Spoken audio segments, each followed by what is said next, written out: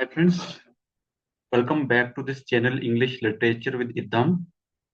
In this video, I am going to explain one of the most trending and important topic in the contemporary English literature and literary scholarship.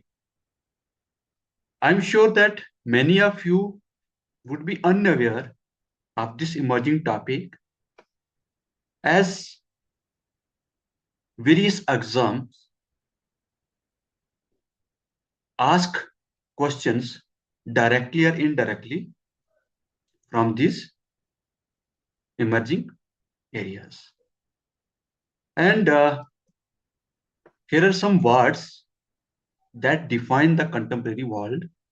And without wasting our time, let us begin. The first term is posthumanism. It is a concept associated with Rosie Broidati. And Broidati challenges the idea that humans are the most important things. Humans are the most important things in society. It also says that humans exist in deep relationship with technology, animals, environment, and machines. Posthumanism challenges the centrality of the humanity. It challenges and interrogates the very concept and definition of the human in society. And it further sees the human with the relationship to technology, environment, and machines. For example, the climate change, pandemic, and AI show that humans cannot control everything. Even a small virus can stop global life, and AI can outperform humans in many tasks. The next concept is anthropocentrism. It is a concept given by Donna Haraway, which believes that humans are superior to animals, nature, and machine. And for example, the deforestation for industries ignores animal extinction and climate damage, showing how human-centered thinking can harm the planet.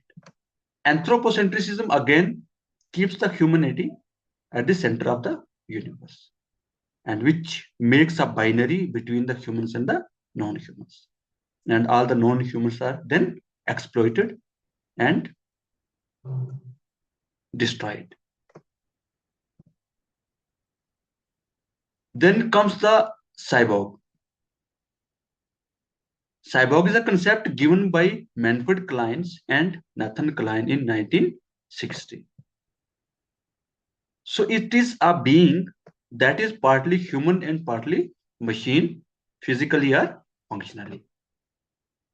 For example, cyborg using artificial limbs, peacemakers, or brain implants already live as cyborgs without realizing it. Using the artificial limbs, peacemakers, and other technical devices within the body makes us cyborg. Then comes the cyborg theory. The concept is given by Donna Haraway, and it breaks the boundaries between human and machine, male and female, natural and artificial. For example, online identities blur gender, nationality, and physical appearance, which makes the human identity fluid rather than fixed. Then next comes the artificial intelligence. The term itself given by Alan Turing refers to the machine that can think, learn, and make decisions like human beings. For example, the AI selects news, then controls the traffic, diagnoses the diseases, and even evaluates the job applications. Then next comes the transhumanism. It is popularized by Nick Bostrom, and transhumanism supports improving human abilities and capabilities using science and technology. For example, anti-aging research, gene editing, and brain chips aim to make humans stronger, smarter, and long living. Then next comes the biopolitics. Biopolitics is a concept given by Michel Foucault, and it explains how governments control human life, health, and bodies. For example, vaccination during COVID-19, then lockdown during COVID-19, then reproductive laws show how state regulates the biological life. Then next comes the surveillance society, discussed by Michel Foucault. It is a society where people are constantly monitored through technology. For example, CCTV cameras, phone tracking, biometric data, and social media monitoring show how behavior of human is shaped through fear of being watched out. Then comes the digital identity. Digital identity, as theorized by Sherry Turkle, sees identity that how a person exists online through data and profiles. For example, the social media profiles, Aadhaar data, and online history define reputation more than real life personality. Then next comes the datafication, as concept given by Jos Van Dyck, which means that converting human life, actions, emotions, and habits into digital data. And in post-human society, for example, humans are no longer just living beings. They are also data producers. Our movements like likes, health, emotions, and choices are constantly recorded, stored, and analyzed by machines. And for example, when we use the fitness app, when we use the apps that tracks our steps and apps that check the heart rates, and then apps that check the sleep cycle, such apps directly convert the human life, actions, and emotions into the datafication. Then next comes the algorithmic control. The concept is given by Giles Deleuze, which refers to invisible systems that guide human behavior through codes and calculations. For example, YouTube or Instagram, when we choose videos freely, but algorithms decide which content appears first. During elections, even algorithms shape political opinions by promoting certain news and hiding others. And machines quietly control human thinking without direct force. This is the algorithmic control. Next comes the virtual reality.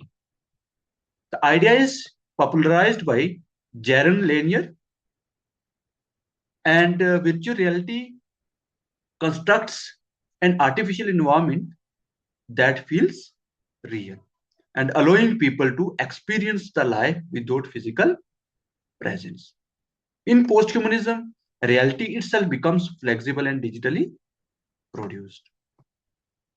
For example, the students who attend virtual classes, doctors who train using virtual reality surgery simulations, and people who visit museums virtually.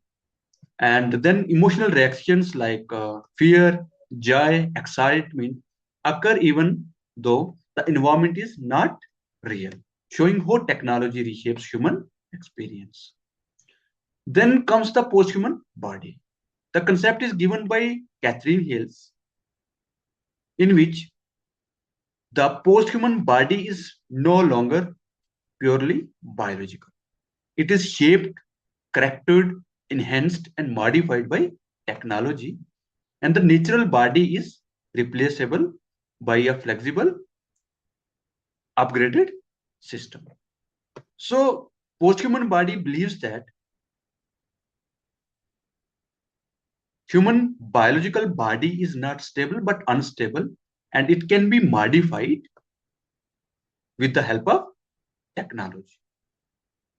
For example, artificial organs, cosmetic surgery, hard hearing implants, and layer eye correction are the examples of how human biological body can be upgraded and modified by technological means. Next comes the technological mediation. As this concept is, which means that humans do not experience the world directly anymore. And technology stands a mediator between humans and the reality. For example, instead of seeing events directly, people experience wars through TV screens, the human relationships through WhatsApp, and learning through mobile phones. These realities become filtered, edited, and controlled by technology. Next comes the non-human agency. And Bruno Latour given this concept in actor network theory, in which non-human agencies that power and influence are not limited to humans only, but objects, machines, and animals are the equal networked and participant in shaping human history and society. For example, COVID-19 changed the global economies, education system, travel, and human behavior. And similarly, algorithms that decide job selections and loans. And these non-human forces act like decision making in society. The next concept is eco-posthumanism. As the concept is advanced by Rosie Broidati, which rejects the human dominance of nature and argues that humans, animals, plants, and ecosystems are interconnected. And for example, the movements like protecting rivers, banning plastic, and promoting renewable energy, and recognizing animal rights show that humans must coexist with nature rather than exploit it. Next comes the hybrid identity. This hybrid identity is directly linked with Studha,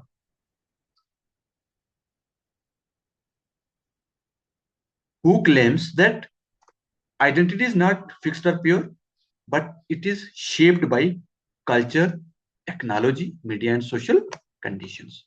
For example, a person may follow traditional customs at home, but express a modern global identity on social media. This way, the online life and offline life mix together, forming a hybrid self. Next comes the automation. As the concept is originated from Karl Marx labor theory, which refers to machines performing tasks once done by humans. And in post-human society, the labor shifts from human effort to machine intelligence. For example, using the robots in factories instead of workers, then using the bank ATMs instead of clerks, and AI checks exams and writes reports. Then humans lose control over labor system once they were dominated, are all called the automation.